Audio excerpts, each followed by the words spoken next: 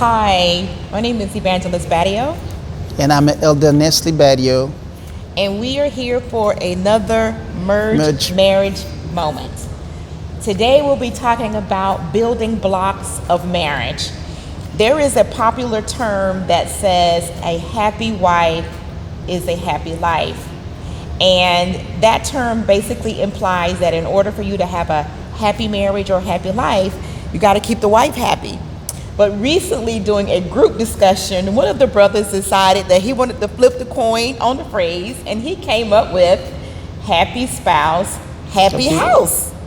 And so that term, again, implies that in order for there to be synergy in the marriage and the relationship that is built upon both spouses working together in the marriage and the relationship to have a happy home. Correct. I agree.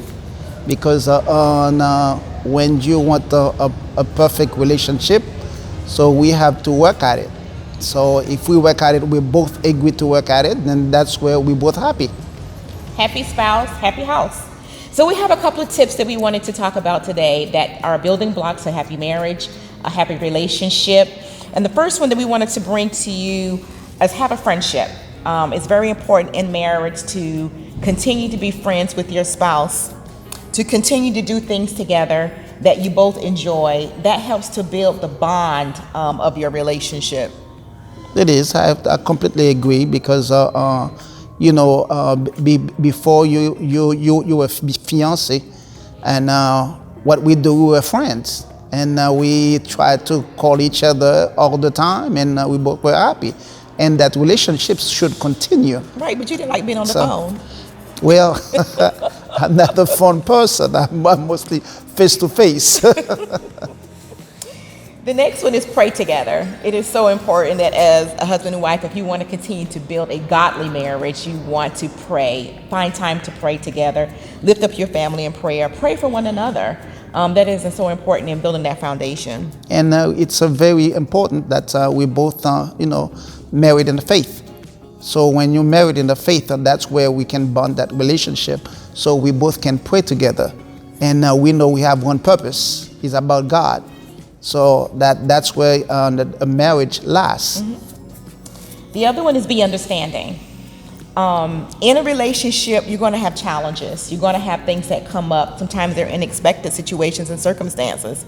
It is good to try to look at when problems arise or conflict arises, try to look at it from your spouse's perspective to have an understanding as to where they could be coming from in the situation. That's it's what there. So we're talking about communications. So when you are communicate with your wife all the time, so that means we are friends, and therefore we can talk to each other about our problems, and then now about your spouse, then we can try to help each other. Absolutely. So be understanding. It can't be just your way. It can't be one-sided. It has to be a mutual understanding between you and your spouse when there is conflict or when there's something that's going on. So try to understand where your spouse is coming from. I think that helps to improve communication, and in turn helps build your foundation. Correct. Have fun.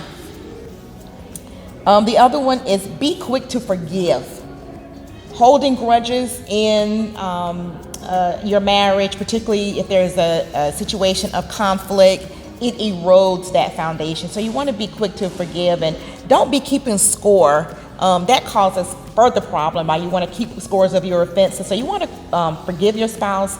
If there is some issues that come up or arise, work on forgiving quickly. Don't let it fester 2 days, 3 days, and you're not speaking and you're not supporting one another, but be quick to forgive. That's why we talk about love.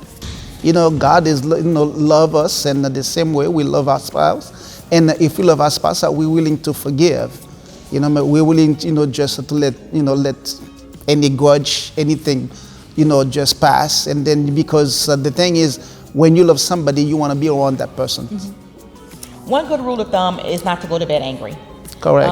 Work on communicating what those issues are, what those concerns are, and try to do that as soon as possible, but not to let that fester and to hold over until the next day, or the next week you're still mad at each other and kicking the dog and things like that. So you want to make sure that you are communicating whatever it is that is on your heart or whatever is bothering you, so that you can work together at a resolution. So we hope that these building blocks for your marriage are helpful, that you would take these tools and these tips and apply them to your marriage and your relationship for a healthy, strong union. Walk in unity. Correct. With one another. Encourage one another. Love on each other. It's your marriage. Set your goals for your marriage and your relationship. So we thank you again. If you have any comments or questions, drop those down below. We would love to hear from you. And as we always say, happy merging. Happy merging.